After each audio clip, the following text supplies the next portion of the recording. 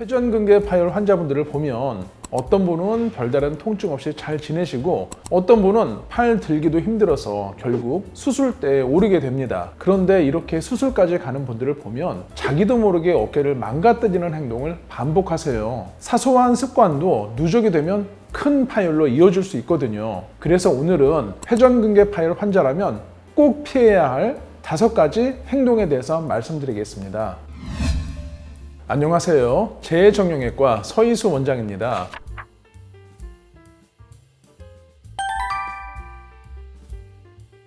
첫 번째 피해야 할 행동은 팔을 어깨 높이 이상으로 올리는 동작입니다. 선반에서 물건을 꺼내거나 헤어 드라이를 사용하는 경우가 대표적인데요. 우리가 팔을 올릴 때는 60도까지는 어깨의 두꺼운 삼각권을 쓰다가 60도에서 120도 사이에서는 회전근개 힘줄을 사용하게 됩니다. 따라서 자꾸 어깨 높이 이상으로 팔을 올리면 회전근개가 파열된 분들은 점차 파열이 진행될 수 있어요. 따라서 자주 쓰는 물건은 어깨 높이 아래에 두시고 선반의 물건은 발판에 올라가서 꺼내시는 것을 추천드립니다. 그리고 골프 좋아하시는 분들 요즘 많으신데요. 풀스윙보다는 하프스윙을 한다는 마음으로 골프를 하시는 것이 좋고요. 또 장거리 운전을 해야 하는 경우가 있잖아요. 이때는 신호등 빨간불에서는 틈틈이 팔을 내리고 좀 쉬어주시는 것이 도움이 되겠습니다. 그런데 팔을 높이 드는 것보다 더 위험한 동작이 있습니다. 바로 두 번째, 손을 갑자기 멀리 뻗는 동작입니다. 식탁 건너편 반찬을 짚거나 차 뒷자리 물건을 잡을 때 무의식적으로 팔을 쭉 뻗잖아요. 이렇게 팔이 몸에서 멀어지면 어깨 힘줄에 가해지는 부담이 확 늘어납니다. 똑같은 생소한 통을 들어도 몸에 붙여들면 가볍잖아요. 그런데 팔을 쭉 뻗어서 들면은 지렛대 원리 때문에 더 무겁게 느껴지는 것과 똑같죠. 등 뒤로 손을 뻗는 동작은 훨씬 더 위험합니다. 안전벨트를 맨다든지 뒷주머니에서 지갑을 꺼낼 때 이런 동작이 자주 나오는데요. 이때는 어깨 힘줄에 비틀어지는 힘까지 더해져서 파열을 갑작스럽게 키울 수 있어요.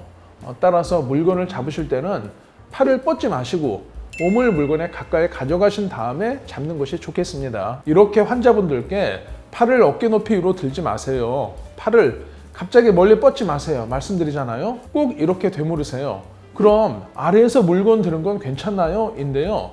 아래에서 드는 것도 갑자기 힘을 줘서 드는 건 어깨에 좋지 않습니다. 장바구니처럼 무거운 물건을 번쩍 들어 올릴 때는 어깨 힘줄에 순간적으로 큰 힘이 걸려요. 그럼 약해진 힘줄이 이 힘을 견디지 못해서 한 번에 확 끊어질 수 있거든요. 따라서 무거운 물건을 드실 때는 갑자기 힘을 주지 마시고 천천히 자세를 잡은 다음 양손으로 나눠서 드시거나 카트를 이용하시는 것을 추천드립니다. 또 한 가지 꼭 말씀드리고 싶은 게 있어요. 손주 다가오시면 반사적으로 번쩍 들어 올리시잖아요. 이건 정말 위험합니다. 이 손주 안으실 때 아이의 무게가 최소 3kg에서 5kg 이상 되는 경우가 많거든요. 이때는 어깨 힘줄에 급작스러운 힘이 걸리기 때문에 대형 파열로 이어질 수가 있어요. 그래서 손주 안으실 때는 번쩍 들어 올리지 마시고 내 무릎을 굽혀서 눈 높이를 맞춘 다음에 손주가 나한테 안기도록 하시는 것이 안전하겠습니다. 자, 지금까지 3가지는 모두 어깨를 직접 망치는 동작이었는데요. 팔을 쓰지도 않았는데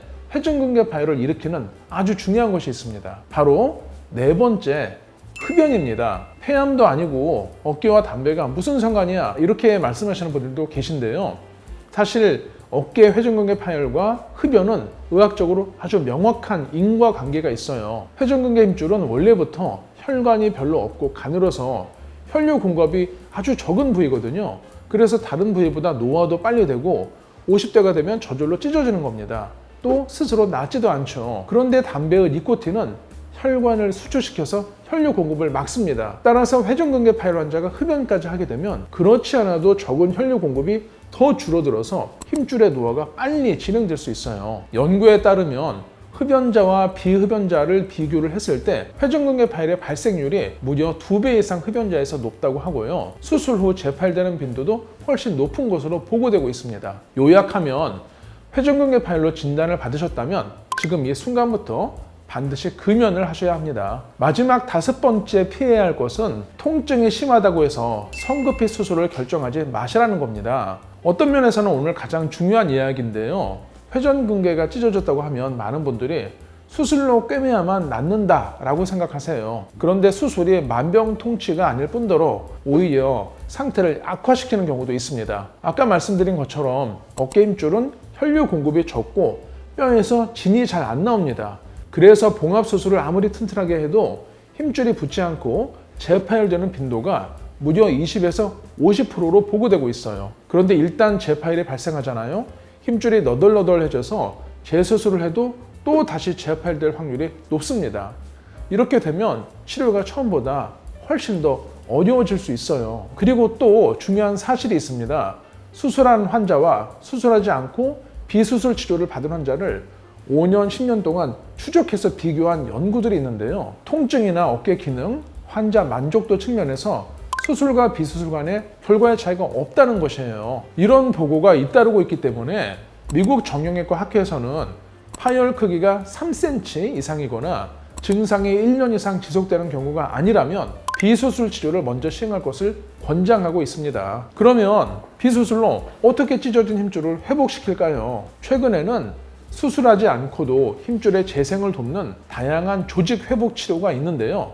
이 중에서 미세 자극술이라는 방법이 있습니다. 초음파로 보면서 아주 가는 바늘로 손상된 부위에 미세 구멍을 여러 개 뚫어주는 방식이에요. 이렇게 힘줄에 자극을 주는 겁니다. 회전근개 파열은 대부분 노화로 서서히 발생하는 만성 손상이거든요. 그럼 우리 몸은 이것을 원래부터 있던 일로 생각해서 치유 반응이 일어나지 않습니다. 그런데 여기에 미세 자극을 주면 몸이 새로운 상처가 생겼네 라고 인식을 해서 멈춰있던 회복 반응을 다시 시작하게 돼요. 따라서 그 부위로 새로운 혈류가 모이고 치유 반응이 활성화되고요.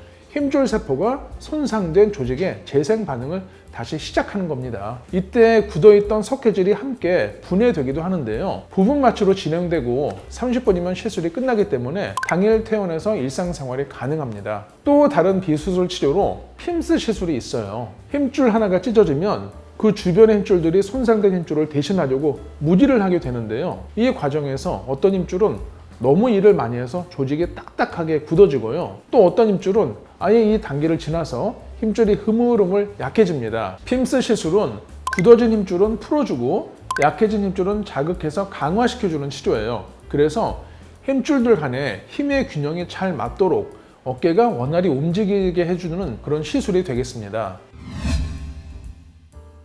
오늘은 회전근개 파열 환자가 꼭 피해야 할 5가지 행동에 대해서 말씀드렸는데요. 정리해 보겠습니다. 첫 번째, 팔을 어깨 위로 올리지 마시고요. 두 번째, 손을 갑자기 멀리 뻗지 마십시오. 세 번째, 무거운 물건을 아래에서라도 갑자기 드시는 것은 위험합니다.